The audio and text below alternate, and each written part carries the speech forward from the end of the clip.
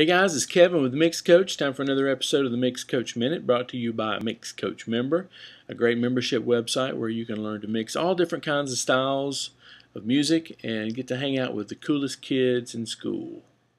I had a member on Mix Coach Member to ask me a question. It was a great question, and I thought I would just cover it in this episode of the Mix Coach Minute. He was inquiring about my workflow of when I use a mastering plugin like Ozone, if I use it on the master bus while I'm mixing, or if I pop it on after we're done. He has seen some of my tutorial videos that I put on Mix Coach Member about every week or so.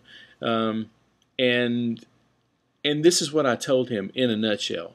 Basically, I have a mix template that I use, and that template has my preset that I use in Ozone. So there's nothing really fancy there. It's basically the limiter, it's a multiband compressor, a little bit of EQ, and that's about it. Limiter, well, in this order, EQ, which is just very gentle, a high-pass filter, maybe a little bump in the top end, not much, 1 or 2 dB maybe, and then it goes to a multiband compressor, and that's just to contain the low end, and then there is a limiter, and it's barely working. It's mainly just to catch the peaks.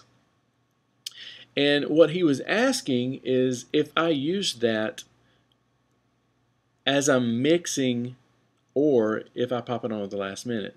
And it made me really start thinking about this.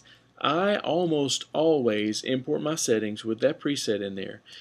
All of my buses are set up, and I will EQ snare, kick, guitars, vocals, things like that. I'll tweak my verbs a little bit. I have things going through buses, preset buses that are then going out to other buses, and you'll see this if you're on Mix Coach Member. But I usually mix through those presets, including the one on Ozone, and I was asking myself, why do I do that? And here's the reason I came up with. When you are mixing, he said he was having problems with when he popped his Ozone on there, then things started distorting. And I was thinking that's the reason I don't do it, is because I don't want to be surprised at the last minute by adding a plug-in at the last minute and then being surprised that it is distorted. But the problem is here.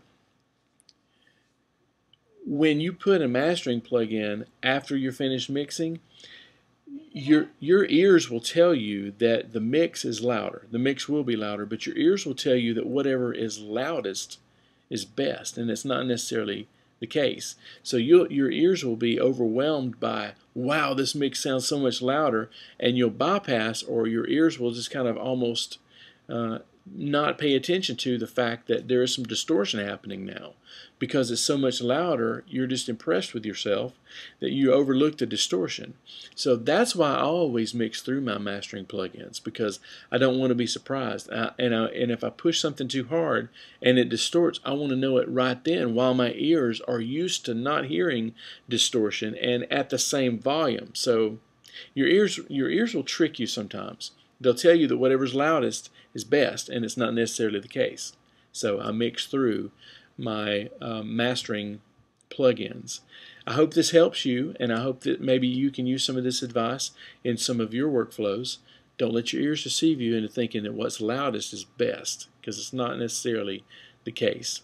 So this has been an episode of the Mix Coach Minute. I hope that little tidbit helps you. If you want to come and check out our cool mixing community, come to MixCoachMember.com, and I will see you soon.